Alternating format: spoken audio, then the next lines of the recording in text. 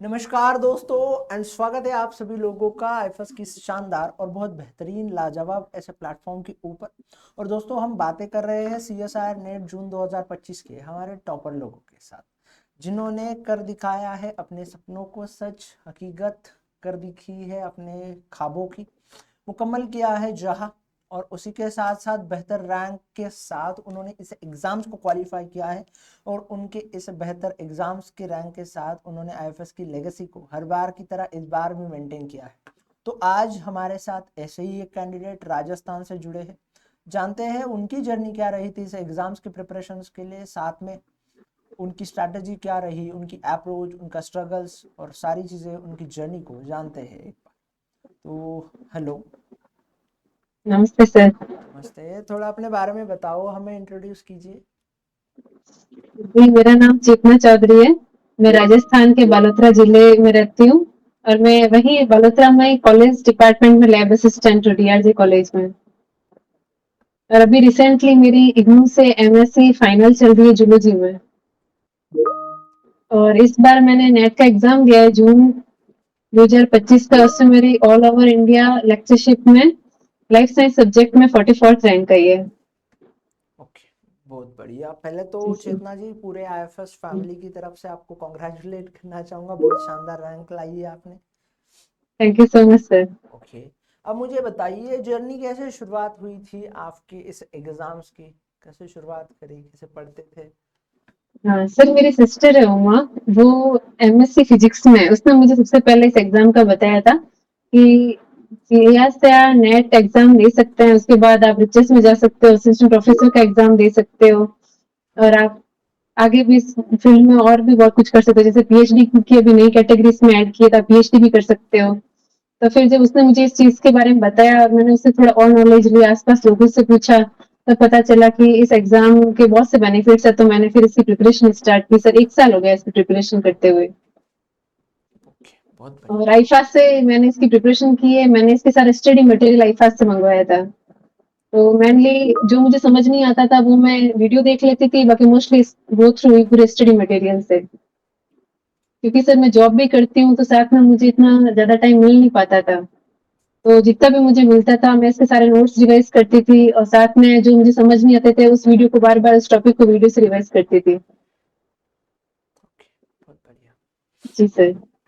चलिए, बहुत बढ़िया रही। फिर अब मुझे ये बताइए कि फिर हम्म, ये जो जर्नी शुरुआत करी आपने सीएसआर नेट वाली, तो ये इनिशियल डेज में क्या दिक्कतें रही और क्यों हम्म। लगा कि नहीं अब इस एग्जाम्स को क्वालिफाई करके ही रहना है?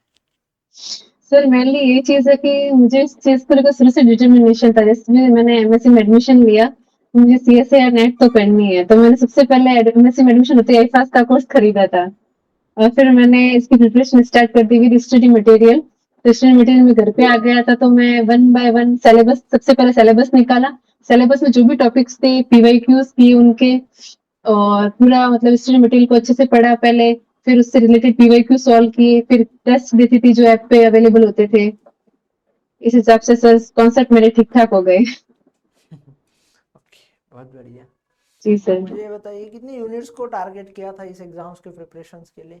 इस एग्जाम की प्रिपरेशन के लिए सर मैंने 9 यूनिट को टारगेट किया था। ओके, कौन सी कौन सी? सर मैं ये बता सकती हूँ कि जो मैंने छोड़ी थी वो सेल सिग्नलिंग मैंने नहीं की, डेवलपमेंटल बायोलॉजी मैंने नहीं की, और एक मैंने सेल सिग्नलिंग, डेवलपमेंटल बायोलॉजी और नॉर्मली वो जो सेल बायोलॉजी वाली यूनिट थी वो आधी की थी, आधी नहीं की थी। ऐसे सर। ओके, तो आपने सेल सिग्नलिंग छोड़ी, सेल बायोलॉजी आधी छोड़ी, और कौन सी बोली आपने?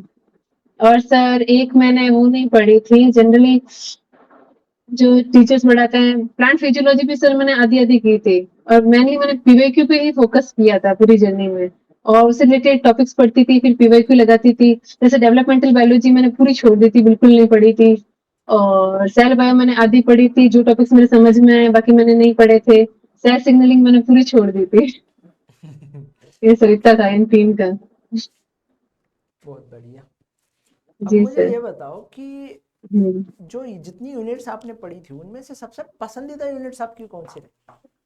Sir ecology, evolution, diversity in life, techniques, ये मेरी फेवरेट यूनिट्स थी। ओके, तो 3-4 यूनिट आपकी फेवरेट रही थी। हाँ। ओके, और ऐसी कौन सी यूनिट रही जिसकी वजह से आपको लगता है कि नहीं, मतलब ये यूनिट तो मैंने पढ़ी बट बहुत कॉम्प्लेक्स थी, इसके सवाल सॉल्व नहीं हो रहे थे? सर जो भी पढ़े उनके क्वेश्चन मुझसे सॉल्व हो रहे थे, जो छोड़ी वो मैंने बिल्कुल ही कंप्लीटली छोड़ दी थी। ओके, जो छोड़ी वो बिल्कुल कंप्लीटली छोड़ दी थी आपने। कंप्लीटली छोड़ दी थी। ओके, इसके अलावा जनरल एप्टीट्यूड के लिए क्या अप्रोच रही आपकी? जनरल एप्टीट्यूड के मैंने पीवाईक्यू ही सॉल्व किए sir only. Okay, general aptitude के लिए आपने पीवाईक्यू सॉल्व किए। तो इस बार कितने अटेम्प्ट किए रहे थे फिर आपने general aptitude? General aptitude sir मेरे लगभग नेगेटिव करके 11 क्वेश्चन सही हुए थे। ओके, बहुत बढ़िया। 11 मतलब हम्म, बहुत बड़ा डिजिट। चलिए, हम्म, अब मुझे ये जी बताइए सर। कि रिवीजन, मॉक टेस्ट और क्वेश्चन प्रैक्टिस की क्या स्ट्रैटेजी रही थी? क्वेश्चन प्रैक्टिस तो सर मैं सबसे पहले तो वो सिलेबस उठाती थी, सिलेबस में टॉपिक देख लेती थी कि कौन से टॉपिक्स है, फिर उनको गो थ्रू, आपके जो मुझे समझ आता था वो नोट से पढ़ लेती थी, जो लगता था थोड़ा कॉम्प्लिकेटेड है समझ में नहीं आ रहा उसका मैं वीडियो देख लेती थी, और फिर वीडियो देखने के बाद उसकी पीवाई की प्रैक्टिस करती थी। मैक्सिमम मैंने पीवाई की प्रैक्टिस की है। बहुत अच्छा। चल, हम्म। अब जो फ्यूचर एस्पिरेंट्स है, आगे आने वाले बच्चे हैं, भविष्य में प्रिपरेशन करने वाले बच्चे, उनके लिए आपकी क्या सलाह रहेगी?